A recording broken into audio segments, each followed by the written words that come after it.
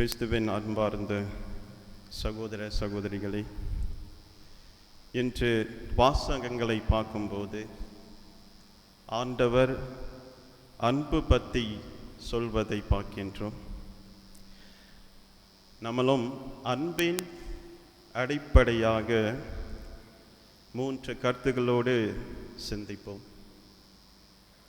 முதல் கருத்து, இறையாட்சி பெற, நிலை வாழ்வு பெற நாம் எப்படி வாழ வேண்டும்? நிலை வாழ்வு பெற எப்படி வாழ வேண்டும்? இரண்டாவதாக, ஆண்டவரை உண்மையாக யார் அன்பு செய்கிறார்? எப்படிப்பட்ட மனிதர்கள் ஆண்டவரை அன்பு செய்கிறார்கள்? மூன்றாவதாக, நம் வாழ்வில் எப்படிப்பட்டதாக இருக்கின்றது? முதல் செய்தியாக, நிலை வாழ்வு பெற நாம் என்ன செய்ய வேண்டும்? நாம் நிலை வாழ்வு பெற பணம் இருந்தால் கிடைக்குமா? நிலை வாழ்வு பெற பணம் இருந்தால் கிடைக்குமா? தங்கம் இருந்தால் கிடைக்குமா? பதவி இருந்தால் கிடைக்குமா? நம்மள்கிட்ட வசதி இருந்தாலும் கிடைக்குமா? நிலை வாழ்வு பெற இந்த உலக சொத்துகள் நம்மளுக்கு தர முடியுமா? அப்படின்னா நிலை வாழ்வு பெற எப்படி நாம் வாழ வேண்டும்? இன்றைய நற்செய்தியில் நாம் கேட்கக்கூடிய செய்தி தான், ஆண்டவரை அன்பு செய்யுங்கள், உங்களுடைய முழு மனதோடும் முழு இதயத்தோடும் முழு ஆற்றலோடும் நீங்கள் அன்பு செய்யுங்கள். இரண்டாவதாக, பிறரை அன்பு செய்யுங்கள். நீங்கள் உங்களை நேசிப்பது போல பிறரை அன்பு செய்யுங்கள். இந்த 2 கட்டளைகளை கடைப்பிடித்தால் நிச்சயமாக நாம் நிலை வாழ்வு பெறலாம். சில நேரம் நாம் நினைக்கலாம், இந்த உலகத்தில் இருக்கின்ற ஏதாவது நம்மளுக்கு நிலை வாழ்வு தர முடியும் என்று நினைக்கலாம்.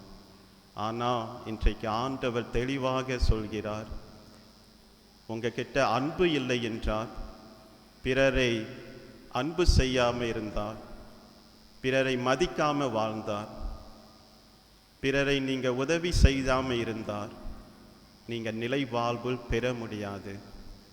சுயநலத்தோடு வாழ்ந்தார், நீங்கள் நிலை வாழ்வில் பெற முடியாது என்று ஆண்டவர் உறுதியாக நம்மளுக்கு சொல்வதை பார்க்கின்றோம். ஒரு அரசன் தன் கடைசி காலத்தில் வயதான போகும்போது அவருக்கு நிலை வாழ்வில் பெற ஆசை. அப்போது தன்னிடம் இருக்கின்ற ஞானிகளை கூப்பிட்டு, நான் நிலை வாழ்வு பெறுவதற்கு சில நல்ல கருத்துகள், நல்ல செயல்களை என்னிடம் சொல்லுங்கள், நான் அதை செய்து வாழ வேண்டும் என்று சொன்னார். ஆனால் அரசனுக்கு வயதாகிவிட்டது.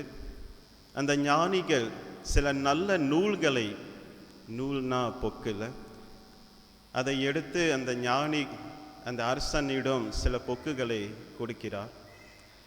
ஆனால் ஞானி, என்னால் இவ்வளவு பொக்குகளை இனிமேல் இந்த அரசன் வாசிக்க முடியாது, எனக்கு குறைவான நூல்களை கொடுங்கள் என்று கேட்கிறார்.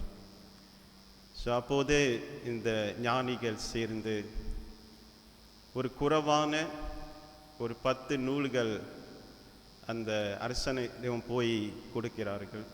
நீங்கள் இந்த பொக்கை வாசித்து, இந்த நூல்களை வாசித்து நீங்கள் வாழ்ந்தால் போதும், நீங்கள் நிலை வாழ்வு பெறுவீர்கள். அரசனுக்கு அப்போதும் இந்த நூல்களை வாசிக்க நேரம் இல்லை. தன் கடைசியில் காலத்தில் கடைசியில் நீங்கள் ஒரே ஒரு செய்தியை சொல்லுங்கள், அதை நான் செய்கிறேன் என்று சொன்னார்.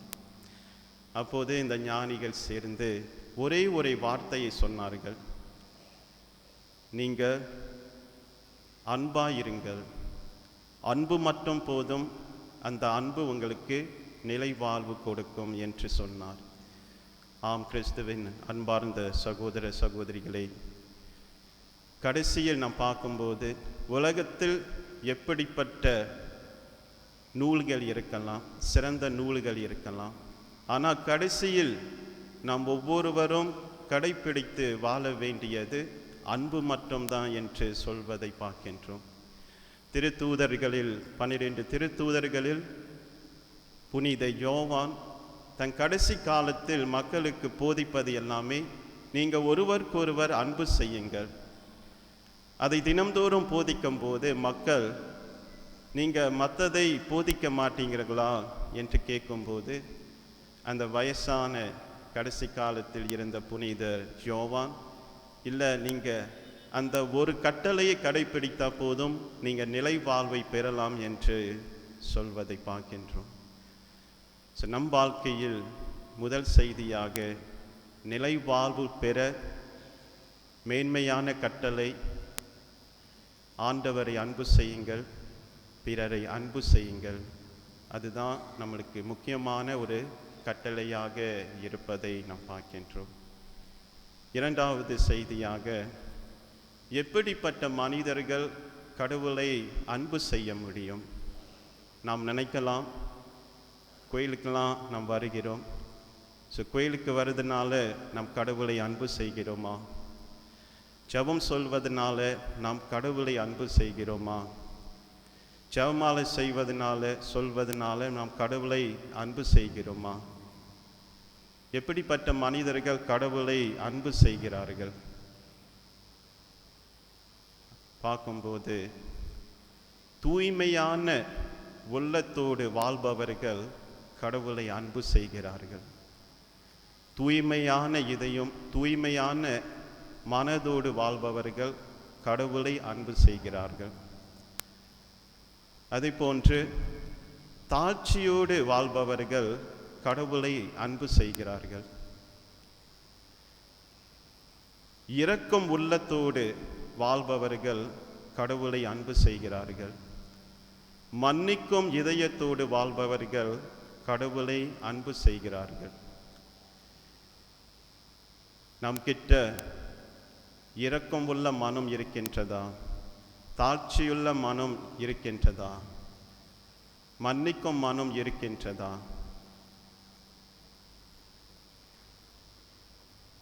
நாம் பார்க்கும்போது தூய்மையான மனதோடு வாழ்பவர்கள் கடவுளை அன்பு செய்கிறார்கள், கடவுளை சந்திக்கிறார்கள், கடவுளோடு பேசுகிறார்கள்.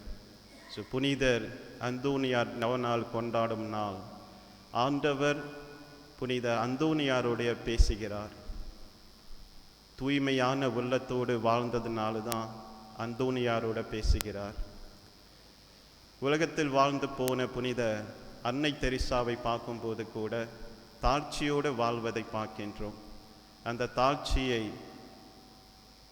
கடைப்பிடித்து வாழ்ந்தவர் அன்னை மரியா, அன்னை தெரசா. யாராலும் செய்ய முடியாத செயல்களை செய்து காட்டினார்கள். நல்ல சாமாரிட்டனை பார்க்கும்போது இரக்கம் உள்ளவரா அவர் வாழ்ந்தார். பிற தேவைக்காக அவர் நின்று எல்லா தேவைகளுக்கும் அவர் செய்து கொடுப்பதை பார்க்கின்றோம். நல்ல சாமாரிட்டன் உவமையை பார்க்கும்போது நல்ல உள்ளத்தோடு வாழ்ந்தார். இரக்கம் உள்ளவர் நம் ஆண்டவர் இயேசு கிறிஸ்து. தன்னை துன்புறுத்தினவர்கள், சிறையில் அறைந்தவர்கள், அடிப்பவர்களை மன்னிக்கிறார். இதை பார்க்கும்போது யாரெல்லாம் கடவுளை அன்பு செய்கிறார்கள், நம் வாழ்வில் உண்மையாகவே இந்த மனங்கள் இருக்க வேண்டும். தூய்மையான உள்ளம், தாழ்ச்சியான மனம், மன்னிக்கின்ற மனம், பிறரை மதிக்கின்ற மனம் இருக்க வேண்டும். அப்படிப்பட்டவர்கள் கடவுளை உண்மையாகவே அன்பு செய்கிறார்கள். ஒரு உதாரணம், 2 அண்ணன் தம்பிகள் இருந்தார்கள். அதில் ஒரு தம்பி அண்ணன் கோயிலுக்கு தினம் வருவார், ஜெபம் செய்வார், ஜெபமாலை செய்வார், தினந்தோறும் செய்து கொண்டே இருப்பார். ஆனால் சின்னவன் தம்பி வயதானவங்களுக்கும் ஏழைகளுக்கும் உதவி செய்வார். இதில் யார் சிறந்தவர்கள், யார் கடவுளை அன்பு செய்கின்றார் என்ற கேள்வி. அப்போது 2 அண்ணன் தம்பிகளும் ஒரு ஞானியிடம் போய், நான் தினம்தோறும் கோயிலுக்கு போகிறேன், ஜெபம் செய்கிறேன், ஆனால் என் தம்பியோ ஏழைகளுக்கு உதவி செய்கிறார், வயதானவங்களுக்கு உதவி செய்கிறார், யார் கடவுளை அன்பு செய்கின்றோம் என்று சொல்லுங்கள் என்று கேட்கும்போது அவர் ஒரு மெழுகுபத்தியை அவர் இந்த நெருப்பை பற்றி வைக்கிறார். அப்போது அவர் சொல்லக்கூடிய இது இரண்டும் முக்கியமானது.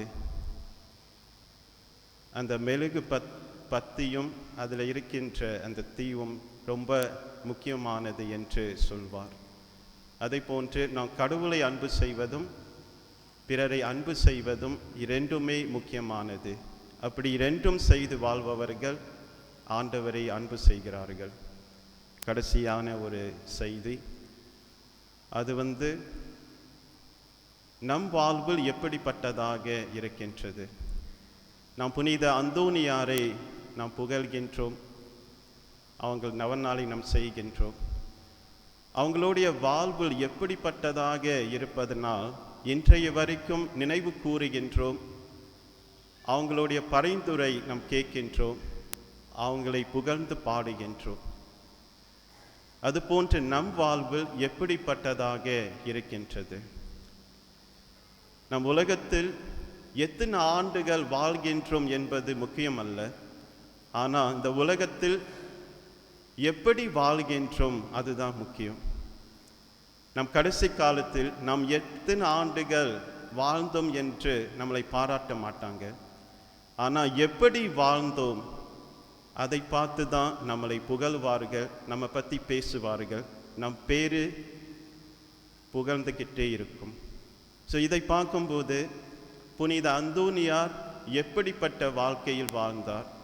சிறிய ஆண்டுகள் தான், 35 ஆண்டுகள் தான் வாழ்ந்தாலும் இன்றைய வரைக்கும் மக்களோட உள்ளத்தில் இன்றைய வரைக்கும் வாழ்ந்து கொண்டே இருக்கிறார்.